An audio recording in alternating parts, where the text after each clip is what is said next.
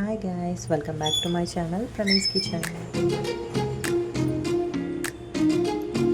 ఈరోజు సింపుల్గా వెజ్ బిర్యానీ ఎలా చేద్దామో చూద్దాం.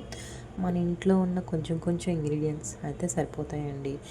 ఉల్లిపాయలు, టమాటాలు, పచ్చిమిరపకాయలు, క్యారెట్, మిల్ మేకర్, మన ఇంట్లో ఏమైనా స్పైసెస్ ఉంటే అవి. మీకు ఓల్డ్ స్పైసెస్ కావాలంటే అవన్నీ వేసుకోవచ్చు, కానీ మా పిల్లలు తింటారు కాబట్టి నేను కొంచెం వేసాను. ఒక లెమన్. తర్వాత ఇప్పుడు కుక్కర్ పెట్టుకొని కొంచెం 3 టేబుల్ స్పూన్స్ ఆఫ్ ఆయిల్ వేసి అందులో ఆనియన్స్ వేయాలి. ఆనియన్స్ వేసి కొంచెం సేపు ఫ్రై అవ్వనివ్వాలి. కొంచెంసేపు ఫ్రై అవ్వనిచ్చాక చిల్లీస్ వేయండి. పచ్చిమిరపకాయలు వేసి పచ్చిమిరపకాయలు, ఆనియన్స్ రెండు గోల్డెన్ బ్రౌన్ వచ్చినంత వరకు వేపుకోవాలి. హైలో పెడితే దగ్గరుంటే హైలో పెట్టుకొని వేపుకోండి, లేదు అంటే మిడ్ సిమ్లో కానీ ఆర్ సిమ్లో కానీ పెట్టి ఫ్రై చేసుకున్నా సరిపోతుంది. ఈజీ అండి. ఇలా కానీ చేసుకుంటే పెళ్ళైన కొత్త వాళ్ళు కానీ లేకపోతే బ్యాచిలర్స్ రూమ్స్లో ఉంటారు కదా, వాళ్ళైనా ఈజీగా చేసుకోవడానికి బాగుంటుంది, సింపుల్గా అయిపోద్ది. తర్వాత మనం ప్లేట్లోకి తీసుకున్న ఓల్డ్ స్పైసెస్ అన్నీ వేసేసి అవి కూడా వాటితో పాటు కొంచెం సేపు ఫ్రై అవ్వనివ్వాలి. ఏం లేదండి, మన ఇంట్లో ఏముంటే అది. వెజ్ అంటే వెజ్కి సంబంధించినవి ఏమున్నా సరే మంచిగా టేస్టీగా చేసుకోవచ్చు. తర్వాత ఇలా గోల్డెన్ బ్రౌన్లోకి వచ్చాక కొంచెం జింజర్ గార్లిక్ పేస్ట్ వేసుకోవాలి, అల్లం వెల్లుల్లి పేస్ట్.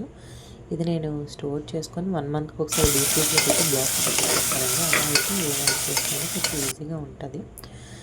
సో కట్ చేసుకున్న క్యారెట్స్ వేసుకొని కొంతసేపు ఫ్రై చేసుకోవాలి. ఫ్రై చేసుకున్నాక పొటాటోస్ కూడా వేసుకొని ఫ్రై చేసుకోవాలి. ఇలా ఫ్రై చేసుకునేటప్పుడు సాల్ట్ వేసుకుంటే బేగా మగ్గిపోతాయండి ముక్కలు, సో బేగా అయిపోద్ది. తర్వాత కొంచెం కొత్తిమీర వేసుకొని మిల్ మేకర్స్ కూడా వేసేసుకోవాలి. మిల్ మేకర్స్, క్యారెట్, పొటాటో, కొత్తిమీర, స్పైసెస్, ఆనియన్స్ ఇవన్నీ కలిపి మంచిగా ఫ్రై చేసుకోండి. మంచిగా ఫ్రై చేసుకున్నాక ఈ టైంలోనే సాల్ట్ వేసేసుకోండి. నేనైతే 2 టేబుల్ స్పూన్స్ ఆఫ్ సాల్ట్ వేసాను. సాల్ట్ వేసి బాగా కలిపి మూత పెడితే కొంతసేపటికి మగ్గిపోతుందండి. మగ్గిపోయాక మూత పెట్టేసేయండి. మూత పెట్టేసి కొంతసేపు పోయాక ఒక 5 మినిట్స్ తర్వాత మూత తీసి సిమ్లో పెట్టాలి. హైలో పెట్టారంటే మాడిపోతుంది. సిమ్లో పెట్టి కలిపాక మళ్ళీ మూత తీసి టమాటోస్ వేసేసేయండి. టమాటోస్ వేసాక మళ్ళీ మంచిగా కలుపుకొని మూత పెట్టుకోండి. మూత పెట్టుకొని ఒక 5 మినిట్స్ తర్వాత మళ్ళీ మూత తీస్తే మెత్తగా మగ్గిపోతాయండి ముక్కలన్నీ. మగ్గిపోయాక నేనైతే ఒక గ్లాస్ ఆఫ్ రైస్ తీసుకుంటున్నానండి. సన్నబియ్యం తీసుకుంటున్నాను, ఒక గ్లాసు మాకు సరిపోతుంది. సో ఒక గ్లాస్ ఆఫ్ రైస్కి 2 గ్లాస్ ఆఫ్ వాటర్ వేసుకోవాలి. ఒక గ్లాస్ బియ్యానికి 2 గ్లాసులు నీళ్ళు వేసుకోవాలండి. నీళ్ళు వేసుకున్నాక మొత్తం కలిపి సాల్ట్ చూసుకోండి. ఫస్ట్ సాల్ట్ సరిపడా ఉందో లేదో చూసుకొని అప్పుడు సాల్ట్ వేసుకోండి. తర్వాత ఒక లెమన్ పెట్టుకున్నాం కదా, లెమన్లో హాఫ్ కట్ చేసి అది వేసుకోండి. అది వేసుకున్నాక మొత్తం అంతా ఒకసారి కలిపేసినాక ఇంట్లో నెయ్యి ఉంటే వేసుకోవచ్చండి. ఒక టేబుల్ స్పూన్ ఆఫ్ నెయ్యి వేసుకుంటే చాలా బాగుంటుంది. నెయ్యి లేని వాళ్ళు ఆప్షనల్, అది కంప్లీట్గా, కానీ నెయ్యి వేసుకుంటే చాలా బాగుంటుందండి. వేసి ఒకసారి ట్రై చేయండి, బాగుంటుంది.